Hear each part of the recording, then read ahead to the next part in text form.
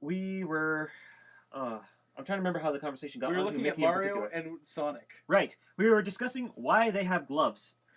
Why do all these characters have gloves? And I thought that, well, they came from a similar era where Mickey Mouse was exceptionally popular. And he still is, but he was pretty much at his prime then. And he had the whole gloves thing. And I thought maybe they're taking a page from that. And then I thought, well, hang on a sec. Why does he and Sonic and like why do they have shoes as well? I mean, they have paws, not feet, and that goes hand in hand with the whole glove thing. Yeah. And then, for that matter, have you ever seen a black mouse? They're always like shades of brown or tan, or if they're like a lab mouse, they're like white. No, I'm still going here. Yeah. Okay. So he's black, and he has like jet black, and he has like all these human features, and he even speaks. What if he's not really a mouse? Not very well, though. Oh, I'm the destroyer of worlds. Anyways, yeah, what if he's not actually a mouse? And then we came to thinking, nearly. He is black, like jet black as the night, and he is a shapeshifter. He takes many guises. And what better way to influence humanity towards his own ends than By to become a popular childhood icon? I mean, think of how large So the this Disney... is our question, people.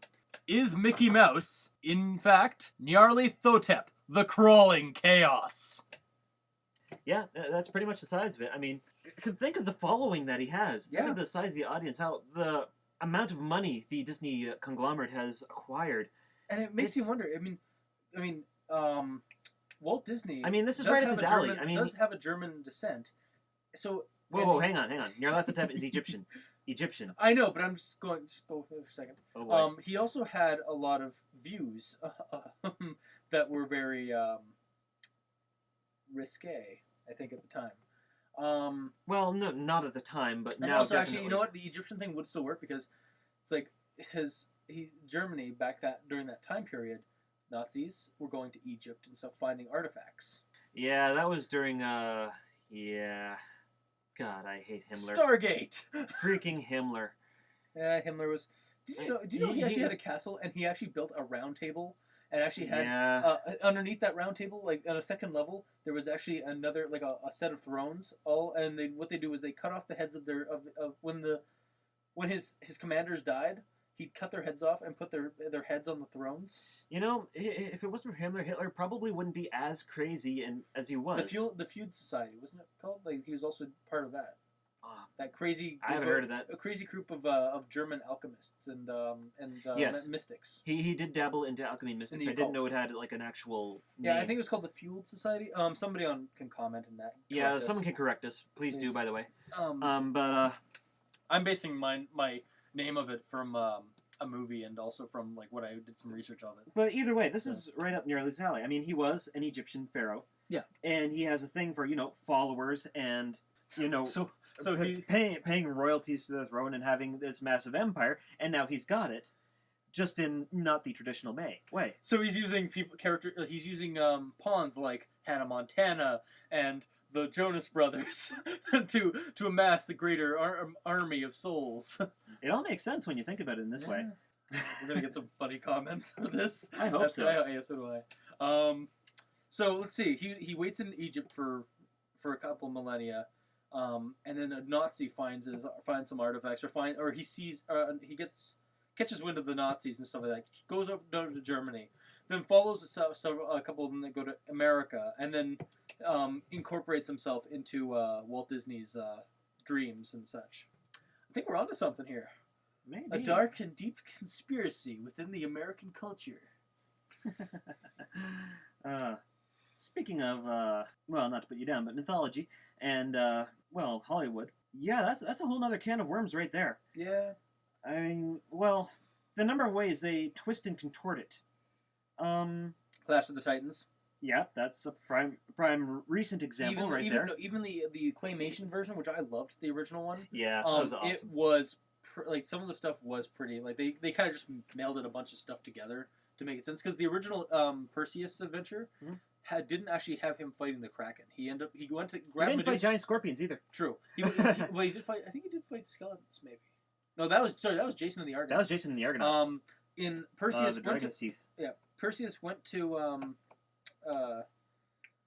kill Medusa, got Medusa's head, and then turned his stepfather to stone to free his mother from a forced slave life. Mm-hmm. Yeah, and then they lived happily ever after. So what I want to know is, why is it that Hollywood can completely rewrite and change mythology to suit their needs, but they can't do the same for contemporary religions? Yeah, like modern day stuff, you mean? Yeah, well, here's my thought train, is that all these older religions are now deemed mythology. However, at the time, they were what people genuinely believed, what they genuinely had faith in, exactly. And nobody questioned it, except to take their own take on it, such as the Romans and Greeks. Yeah. Same religion, different names for all the people. Yeah. And yeah, they can do that to all these older religions, but nothing contemporary. Yeah. Why is that? And I know we're gonna why being so two-faced? I don't know. And I know we're gonna piss off a lot of Christians right now, but really, if you think about it, guys, we're gonna piss off a lot more than just the Christians. Whatever. You say no need to focus on them. In a couple of in 1,000 years, or even like 500 years from now, if there's another religion that pops up, Scientology, that takes over, like becomes even bigger than Jesus, or bigger than Buddha, those religions that we worship now are going to go the way of Greek mythologies and things, and become a mythology in itself.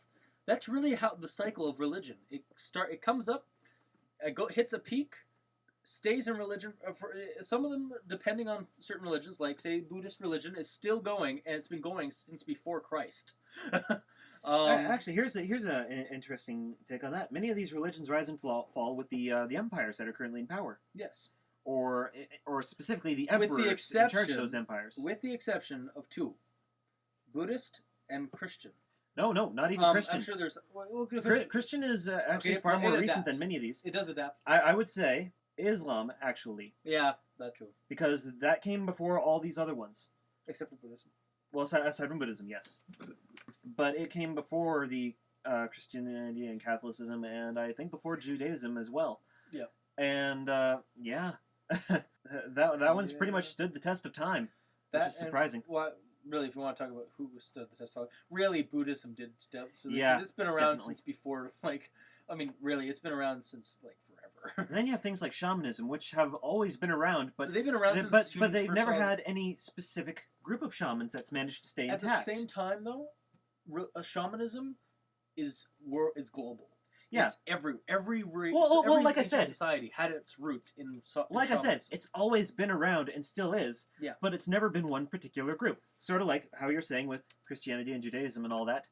They have been around for a very long time, but they've been constantly in flux,